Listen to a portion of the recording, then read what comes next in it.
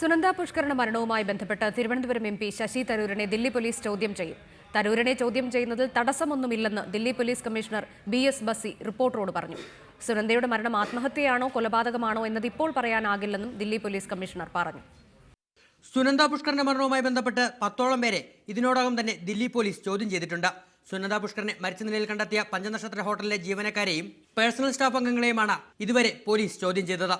എന്നാൽ സുനന്ദ പുഷ്കറിന്റെ ഭർത്താവും തിരുവനന്തപുരം MPയുമായ ശശി തരൂരിനെ കേസുമായി ബന്ധപ്പെട്ട് ഉടൻ ചോദ്യം ചെയ്തേക്കുമെന്ന സൂചനയാണ് അന്വേഷണ ഉദ്യോഗസ്ഥർ നൽകുന്നത്. ശശി തരൂരിനെ ആവശ്യമെങ്കിൽ ചോദ്യം ചെയ്യലിന് വിധേയമാക്കുമെന്ന് ദില്ലി പോലീസ് കമ്മീഷണർ BS ബസി റിപ്പോർട്ടറോട് വ്യക്തമാക്കി.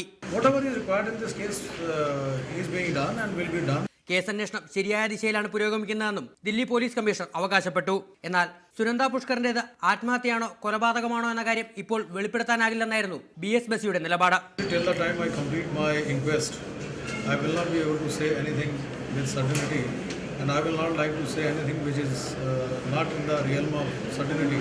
സുനന്ദ പുഷ്കറിന്റെ മരണവുമായി ബന്ധപ്പെട്ട് നടത്തുന്ന അന്വേഷണം എത്രയും പെട്ടെന്ന് പൂർത്തിയാക്കി കേന്ദ്ര ആഭ്യന്തര മന്ത്രാലയത്തിന് റിപ്പോർട്ട് നൽകാനാണ് ദില്ലി പോലീസിന് ലഭിച്ചിരിക്കുന്ന നിർദ്ദേശം. സുനന്ദ ഉപയോഗിച്ചിരുന്ന ലാപ്ടോപ്പുകളുടെയും മൊബൈൽ ഫോണിന്റെയും പരിശോധന പൂർത്തിയായാലുടൻ തന്നെ ആഭ്യന്തര മന്ത്രാലയത്തിന് ദില്ലി പോലീസ് റിപ്പോർട്ട് കൈമാറും. ക്യാമറമാൻ അരുൺ മോഹനോടൊപ്പം PG പ്രബോധ്, റിപ്പോർട്ടർ, ദില്ലി.